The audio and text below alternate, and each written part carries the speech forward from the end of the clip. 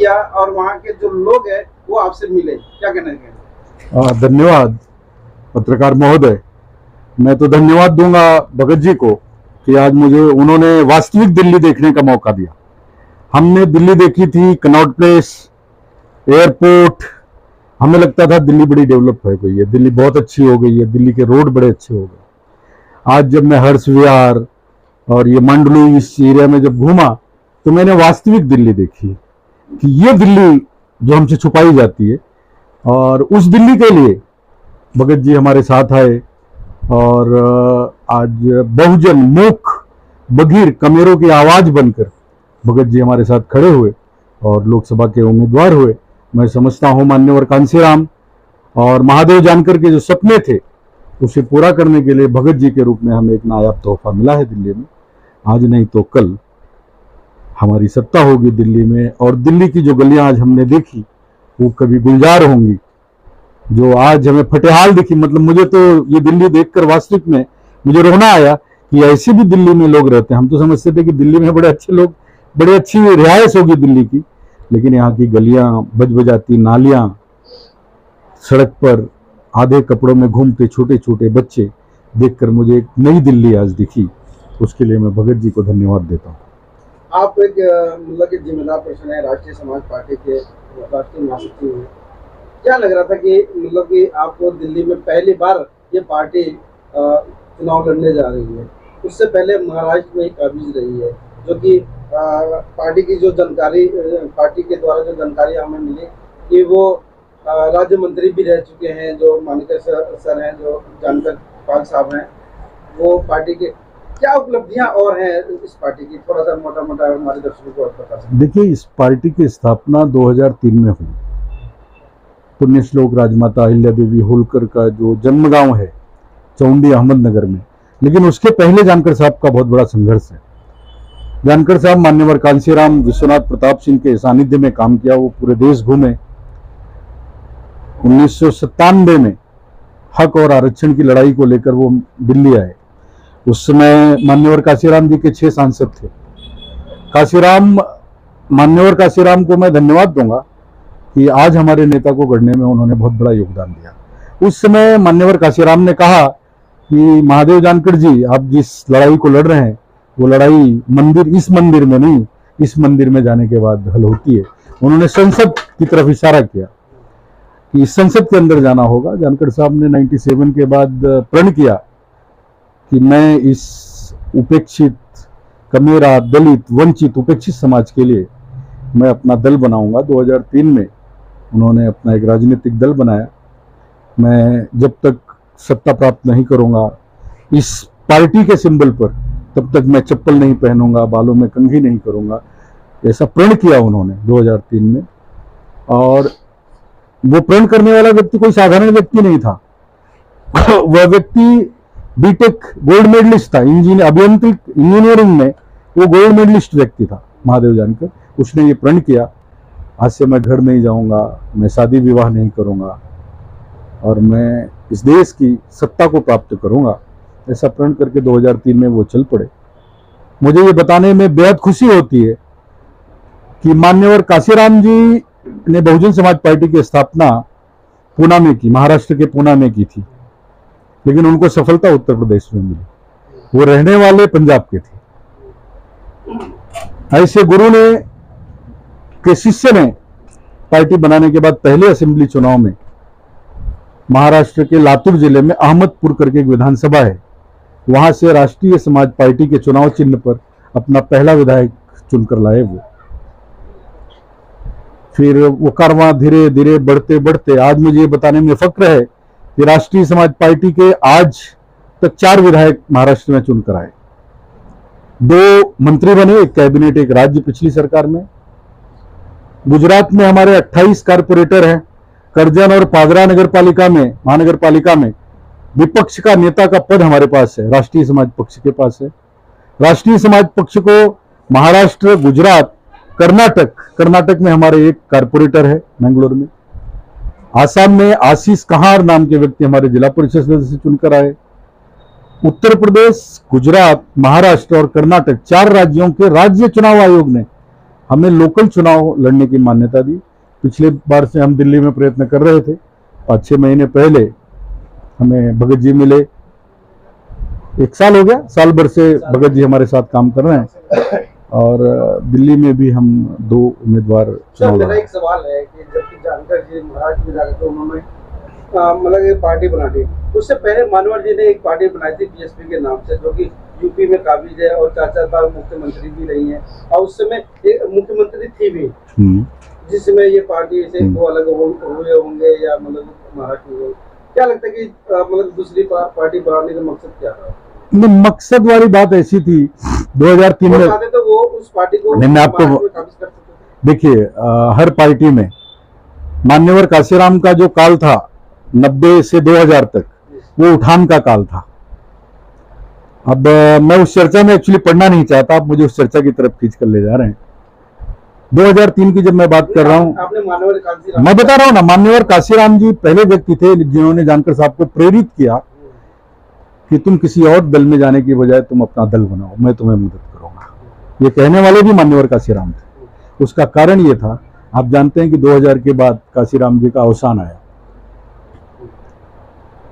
उससे आगे कुछ ना पूछें तो बेहतर होगा, क्योंकि वो दल मात्र दल है। बहन जी उसका आज नेतृत्व कर रही हैं, लेकिन वो कैसा नेतृत्व कर रही है ये देश का पूरा बहुजन समाज देख रहा है। तो क्या इस चीज की जो भनक थी वो पहले से थी जानकर जी को, इसलिए पार्टी बनाना पड़ा, या मतलब कुछ और ही मकसद है? यह शोध का विषय है कि यह भनक मान्यवर काशीराम को कहीं पहले तो नहीं लग गई थी 2003 के पहले, कि उन्होंने अपने शिष्य से कहा, महादेव जानकर साहब को वो सेनापति कहकर बुलाते थे। उत्तर प्रदेश भारत के लगभग पहली बार हवाई जहाज में या हेलीकॉप्टर में बिठाने वाले महादेव जानकर जी को, अपने सेनापति को मान्यवर काशीराम थे। तो शायद मान्यवर काशीराम को, क्योंकि वो दूरदर्शी व्यक्ति थे, इस देश में अगर बहुजनों में कोई, बाबा साहब अम्बेडकर ने संविधान लिखा, लेकिन उसको प्रत्यक्ष जमीन पर उतार कर संघर्ष कर कर सत्ता हासिल करने में अगर सफलता किसी ने पाई तो उसका नाम मान्यवर काशीराम था। शायद मान्यवर काशीराम को यह बात समझ में आई होगी कि आज नहीं तो कल मुझे मेरे सेनापति की जरूरत पड़ी होगी, इसलिए शायद उन्होंने जानकर साहब को सहयोग किया होगा या मार्गदर्शित किया होगा।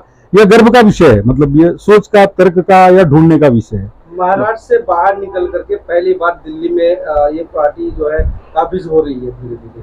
क्या लग रहा है कि ये समय, मतलब जो 2003 और 20 का जो समय है, काफी गैप हो गया, मतलब उससे पहले मतलब और भी मतलब आप 2 चीजें हैं। मैं तो इसको इस तरह देखता हूं कि मान्यवर काशीराम ने कहा होगा कि महादेव, मैंने ये पार्टी, मेरे सेनापति, ये पार्टी मैंने महाराष्ट्र में बनाई, लेकिन आज तक महाराष्ट्र में बहुजन समाज पार्टी का एक भी विधायक जीत कर नहीं आया।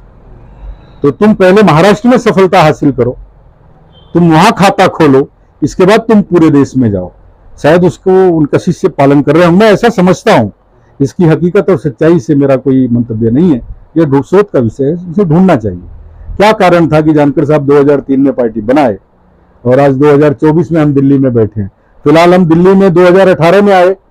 2018 के कॉन्स्टिट्यूशन क्लब में हमने 29 अगस्त मैं था वहां पे 2018 में, शायद वो आपने देखा होगा, आपने कवरेज किया होगा कि क्या 2 पार्टियों का वहां कार्यक्रम था। दूसरी पार्टी को आप जानते हैं कि वो कुबेरपति थे, हम रोडपति। महादेव जानकर साहब हमारे साथ रात को झंडा लगा रहे थे, लेकिन दूसरे दिन की जो अपार सफलता थी वो देखकर शायद पूरा दिल्ली सोचने पर मजबूर हुआ कि नहीं, भले काशीराम, मान्यवर काशीराम आज हमारे बीच नहीं है, लेकिन उनका शिष्य हमें शायद मिला। ये दिल्ली वालों ने उस दिन देखा। आज का देखते हुए क्या लग रहा है कि मतलब क्या कहना चाहिए पिताजी जी को? मैं आज सुन रहा था कि भगत जी, इससे पहले भी 2-3 मतलब रैलियां कर लिए हैं। हाँ, 2-3 कर चुके हैं। 2 में मैं भी आपसे मिला आया था। मैं, भगत जी जैसा संघर्षशील व्यक्ति जिस दल को मिलेगा, भगत जी जैसा, उस पेड़ में फल जरूर आएंगे। मैं इससे ज्यादा कुछ कह नहीं सकता भगत जी के बारे में।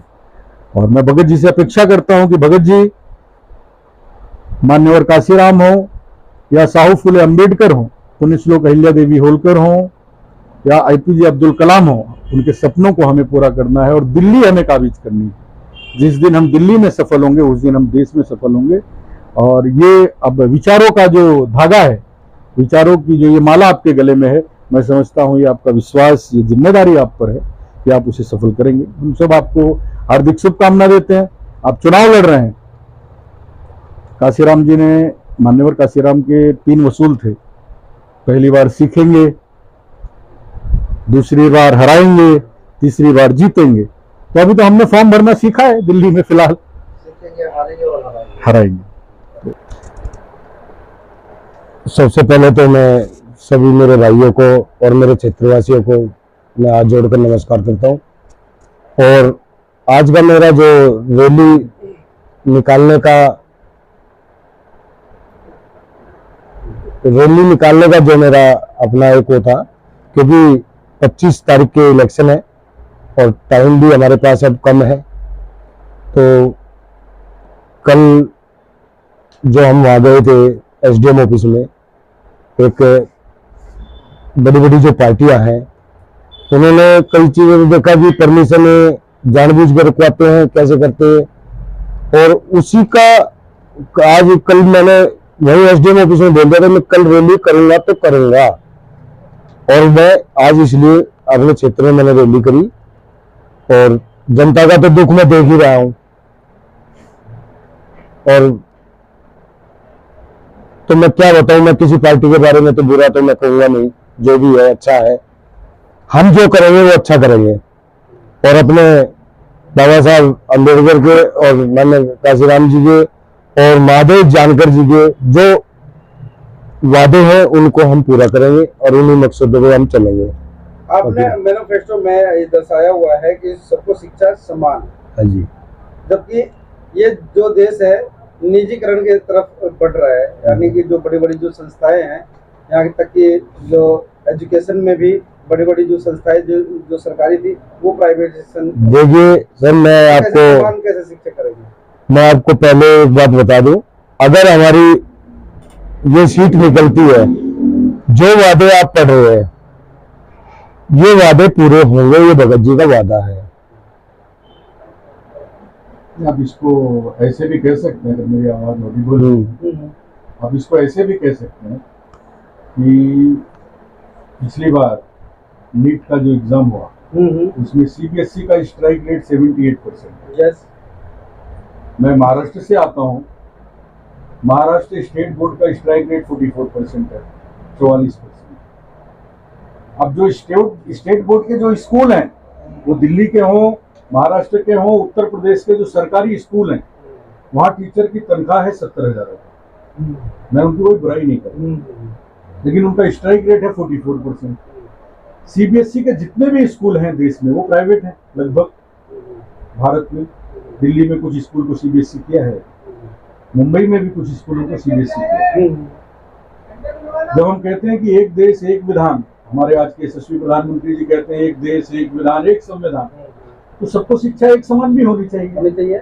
ये 70,000 रुपये तनख्वाह जिस टीचर को देते हैं आप, उसको बोलिए कि तू स्टेट बोर्ड की किताब मत पढ़ा, तू भी सीबीएसई की किताब पढ़ा। गरीब का बच्चा, मेरा बेटा गरीब है, मैं जिला परिषद के स्कूल में मेरा बेटा पढ़ता है, वो पेड़ के नीचे बैठकर पढ़ेगा, टाट पट्टी पे बैठ के पढ़ेगा।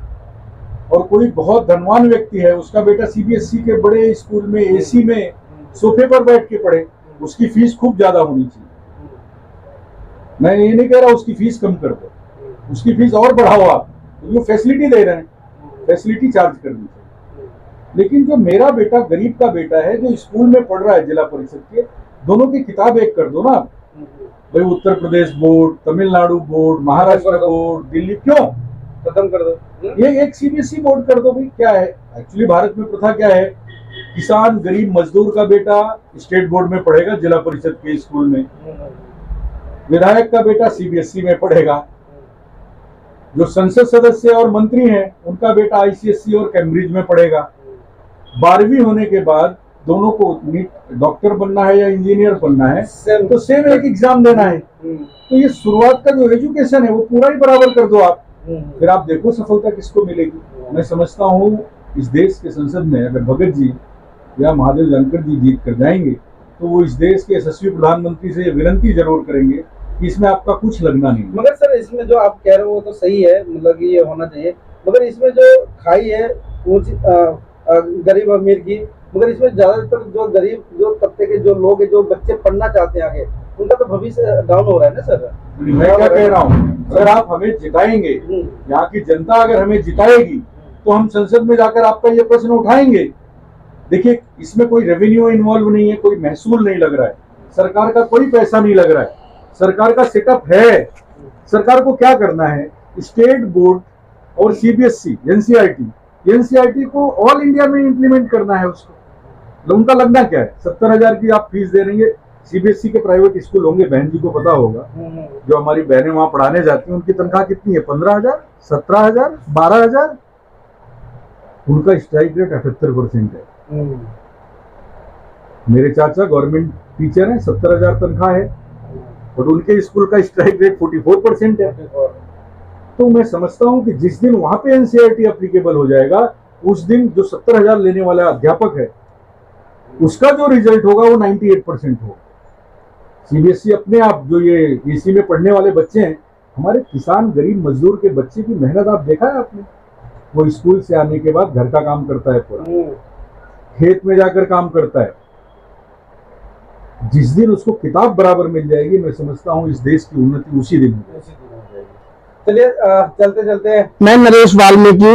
नमस्कार दोस्तों, मैं नरेश वाल्मीकि आज उत्तर पूर्वी क्षेत्र से सभी मतदाताओं से अपील करने के लिए आया हूं, क्योंकि जैसा कि मैंने देखा कि यहाँ पे 24 लाख से ज्यादा मतदाता हैं, 10 विधानसभा सीटें हैं, और 2 बार से जो लोकसभा प्रत्याशी रहे हैं, 10 साल से आपका प्रतिनिधित्व कर रहे हैं, उसके बावजूद भी यहाँ पर नालियों की, सड़कों की और क्षेत्रीय समस्याओं का कोई निवारण नहीं हुआ। तो मैं आपसे यही अपील करने के लिए आया हूं कि इस बार राष्ट्रीय समाज पार्टी आपके सामने एक नया विकल्प लेकर आई है, और नए विकल्प के रूप में राष्ट्रीय समाज पार्टी से लोकसभा प्रत्याशी भाई जगदीश भगत जी को भारी मतों से विजय बनाकर संसद में भेजे और अपना प्रतिनिधित्व देने, और एक बार अवश्य उन्हें मौका दीजिए। मौका देने के बाद आप देखेंगे कि आपकी आवाज, आपकी क्षेत्रीय समस्याओं के निवारण के लिए भाई जगत जी संसद में पहुंच के आपकी समस्याओं का निवारण करने जा रहे हैं। धन्यवाद। राजेंद्र कुमार सहगल, जो लंबे समय से समाज के बीच हूँ, और यहाँ दिल्ली की जनता की समस्या मैंने बहुत नज़दीकी से देखी है।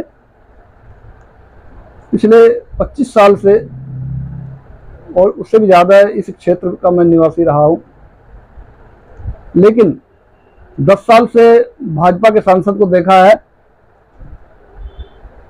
समस्याएं ज्यों की त्यों बनी हुई है, 10 साल पहले भी थी और आज और बल्कि समस्या बढ़ी है, कम नहीं हुई है। तो उससे पहले कांग्रेस के सांसद होते थे, तब भी इस क्षेत्र को, उत्तर पूर्वी दिल्ली को सौतेला समझा है। विकास जो होता है दिल्ली के किसी और क्षेत्र में होता होगा, यहाँ कोई विकास का कार्य नहीं होता है। धूल मिट्टी, गलियां, सड़कें, बहुत बुरा हाल है, खस्ता हाल है। तो मैं यहाँ तो जनता से यही अपील करूंगा कि कांग्रेस को भी देखा है, भाजपा को भी बार बार देखा है, तो इस बार राष्ट्रीय समाज पार्टी से हमारे होनहार उम्मीदवार जगदीश भगत जी हमारी जनता के हमारे सामने हैं, उनको भारी मतों से विजय बनाकर सीटी के चुनाव चिन्ह पर का बटन दबाकर उनको विजय बनाकर संसद में भेजे। मैं रामभूल पाल, राष्ट्रीय समाज पार्टी से पश्चिम उत्तर प्रदेश अध्यक्ष, और सन 2012 से मैं जुड़ा हुआ हूँ इस पार्टी के अंदर। मैंने 12 से देखा है इस पार्टी में। मैं इसलिए जुड़ा क्योंकि जब जानकर साहब के बारे में मैंने जाना, देखा कि वो 30 साल से घर नहीं गए, उन्होंने दबे कुचले शोषित वंचितों के लिए काम कर रहे हैं वो, तो मैंने सोचा कि इस पार्टी में इसलिए आया जाए क्योंकि ये जो राजनीति से वंचित है उसको राजनीति में ला रहे हैं, कर रहे हैं, तो ये हमें भी लेकर के आए।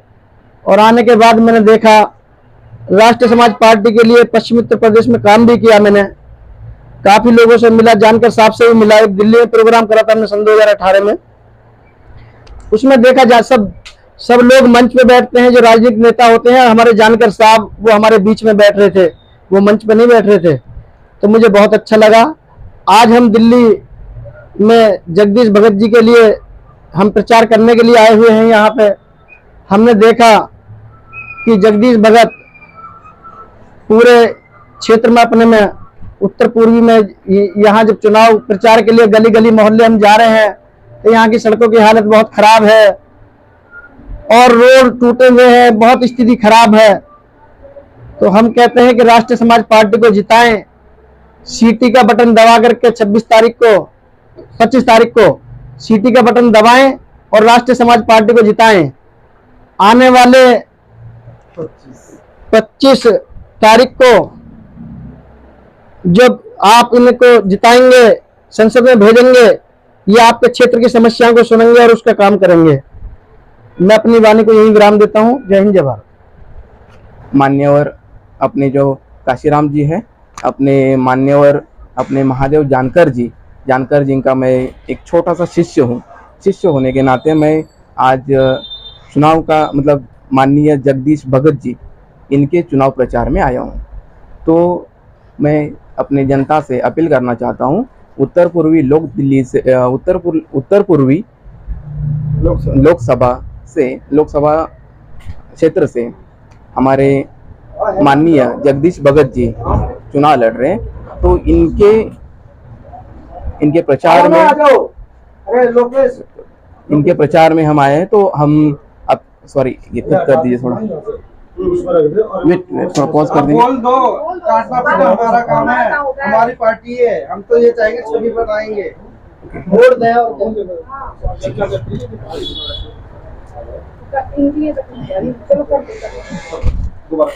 दोबारा नहीं तो कह रहा ना कि आप इनको